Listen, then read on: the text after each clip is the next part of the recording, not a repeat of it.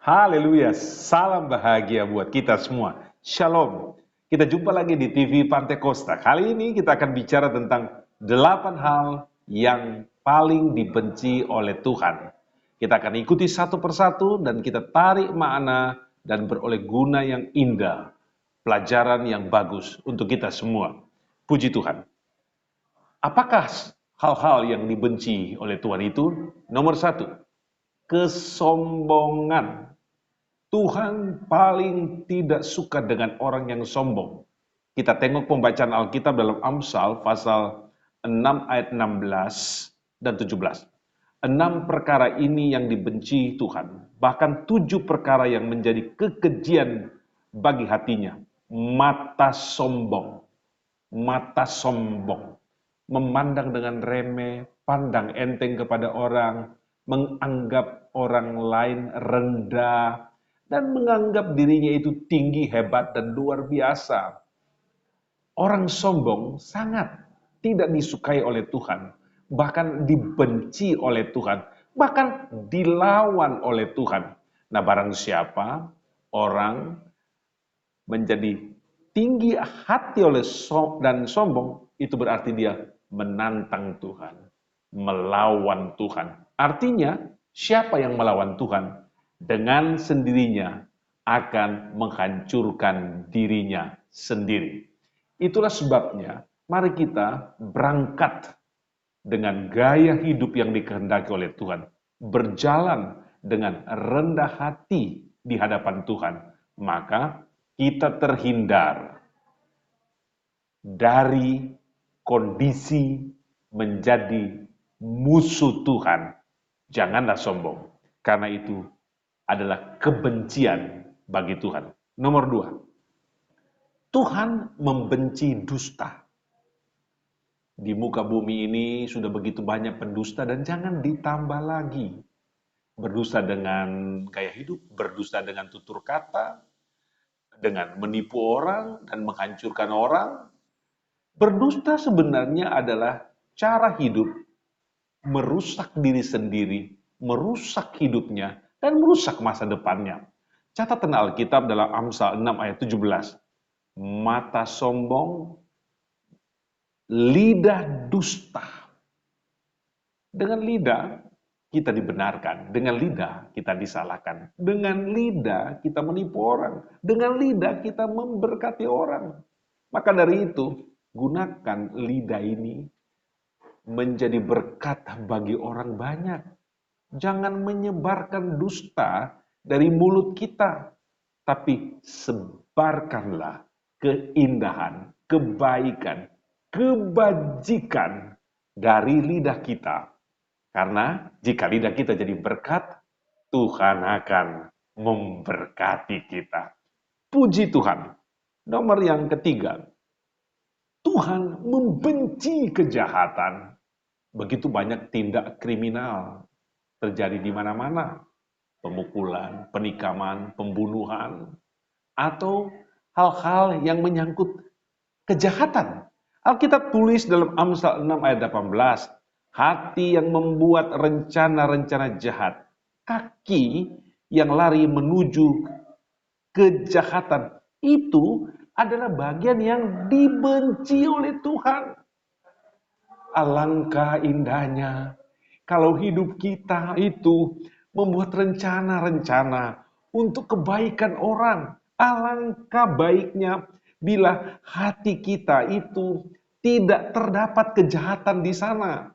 Tetapi di mana hati ini, hidup ini penuh dengan hal-hal yang indah dan menyenangkan hati Tuhan. Hindarkan diri dari berbuat kejahatan, berkecimpung dalam dunia kejahatan. Karena yang akan rugi kita sendiri. Tetapi yang akan untung adalah kita apabila kita melakukan hal yang tepat dan benar di mata Tuhan. Nomor 4, Tuhan membenci pertengkaran. Pertengkaran itu menimbulkan keributan. Antar 2 orang, antar 3 orang, antar 4 orang. Dan kemudian pertengkaran bisa satu kampung, satu kota, antar suku, antar pulau, dan antar negara. Dan pertengkaran ini bisa menjadi penyebab dari apa yang kita sebut perang. Jadi, Tuhan benci dengan pertengkaran. Lebih baik kita diam. Tidak percuma kalimat indah, diam adalah emas. Iya, dengan berdiam diri kita memadamkan amarah orang lain. Dengan berdiam diri, berarti kita menunjukkan bahwa kita memiliki sikap mau mengalah.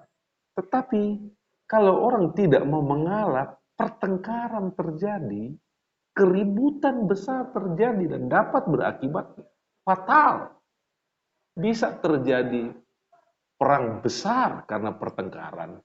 Rumah tangga bisa cerai. Antar suku bisa kacau. Antar tetangga juga bisa terjadi hal yang tidak kita inginkan bersama. Maka Tuhan membenci pertengkaran. Alangkah baiknya kita damai, kita bersekutu, kita hidup rukun dengan orang lain. Ketika itu tercipta, maka situasi indah dan bahagia akan terjadi di dalam diri kita, dalam keluarga kita, dengan tetangga, anggota masyarakat, dengan suku yang lain.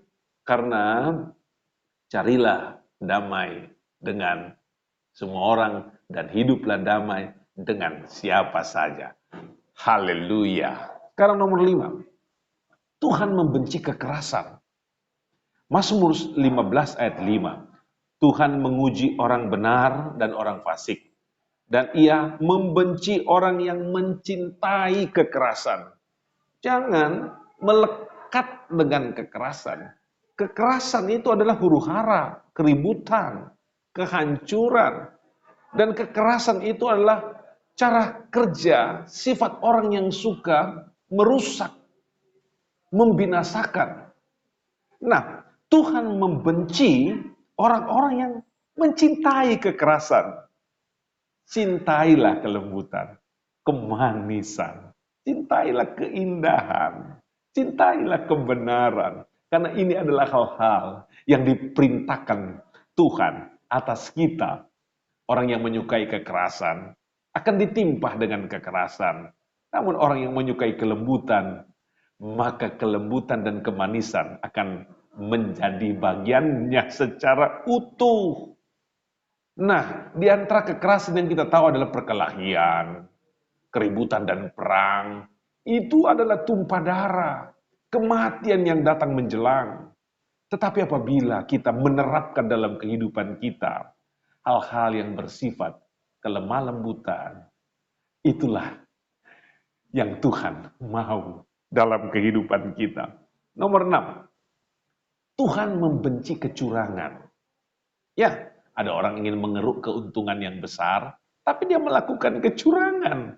Ada orang mau mendapatkan posisi baik dan penting, tapi dia melakukan hal yang busuk, yaitu kecurangan.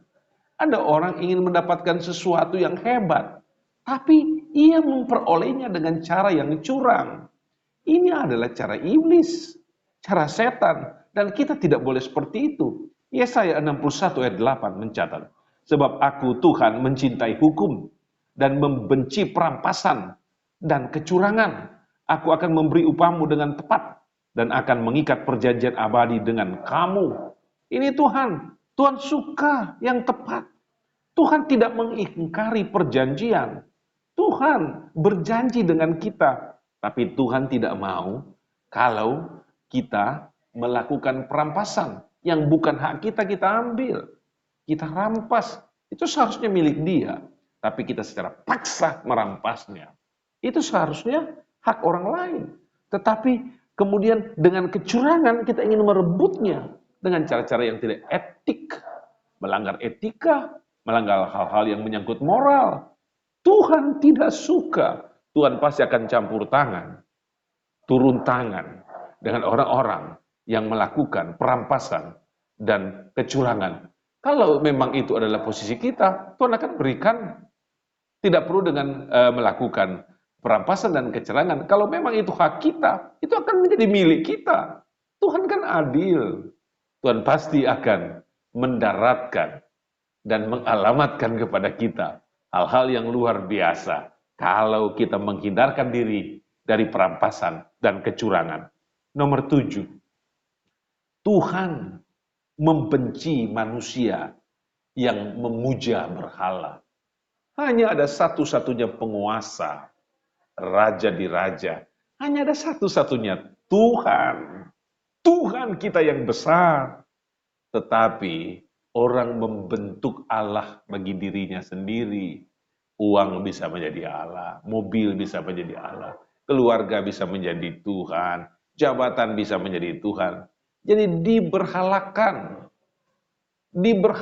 kepemilikan diberhalakan. Tuhan tidak suka hal itu. Materi bisa menjadi Tuhan dan bisa menjadi nomor satu. Tidak boleh. Ulangan 16 ayat 22. Janganlah juga kau dirikan bagimu tugu berhala yang dibenci oleh Tuhan Allahmu. Ulangan 16 ayat 22. Tidak boleh diduakan Tuhan itu. Tuhan tetap satu-satunya Allah. Dia maha kuasa, maha tahu, dan maha hadir. Dan dia mengasihimu. Mazmur 31 ayat 7. Engkau benci kepada orang-orang yang memuja berhala, yang sia-sia. Tapi aku percaya kepada Tuhan. Haleluya. Hanya satu yang kita percaya dan kita yakini. Ialah pemilik hidup kita. Karena dialah yang menciptakan kita. Dialah yang kita sembah, kita agungkan dan muliakan. Jangan membentuk dalam pikiran kita Allah lain. Jangan menciptakan Tuhan lain di hati kita. Tak boleh. Tuhan tidak boleh digantikan. Dia pemilik hidup dan juga pemberi kematian. Pastikan bahwa Tuhan itu satu-satunya Allah yang hidup dan berkuasa untuk hidupku dan hidupmu. Dan yang terakhir, ini yang paling menjadi perhatian dari manusia bumi untuk pasangan yang sudah menikah, untuk suami istri. Ini peringatan keras dari Tuhan yang harus kita patuhi dan ikuti dengan benar. Tuhan membenci perceraian. Itu ditulis dalam buku Maliaki pasal 2 ayat 16. Sebab aku membenci perceraian. Firman Tuhan Israel, firman Tuhan Allah Israel juga yang menutupi pakaiannya dengan kekerasan. Firman Tuhan semesta alam, maka jagalah dirimu dan janganlah berkhianat. Saya suka bagian terakhir ini. Jagalah dirimu. Setiap pria beristri harus jaga diri. Setiap istri jaga diri. Jaga dengan baik-baik. Jangan dicemarkan. Jangan dirusak. Dan kalimat itu adalah jangan berkhianat. Setialah pada istrimu, setialah pada suamimu, jagalah keluargamu, karena keluarga adalah aset terpenting. Sebuah institusi spiritual yang dibangun oleh Allah sendiri, di mana suami mencintai, mengasihi istri, istri melakukan hal yang sama, dan anak-anak hidup dalam kasih karunia. Pesan Tuhan di sini sangat tegas, keras, dan tajam. Sebab aku membenci perceraian. Tuhan benci perceraian. Kalau Tuhan benci, Tuhan jijik. Kalau Tuhan benci, Tuhan tidak suka. Kalau Tuhan tidak suka, jangan lakukan itu. Setialah pada pasanganmu, maka dengan setia pada pasanganmu, engkau akan menerima berkat besar dan mujizat luar biasa dalam kehidupan keluargamu. Puji Tuhan.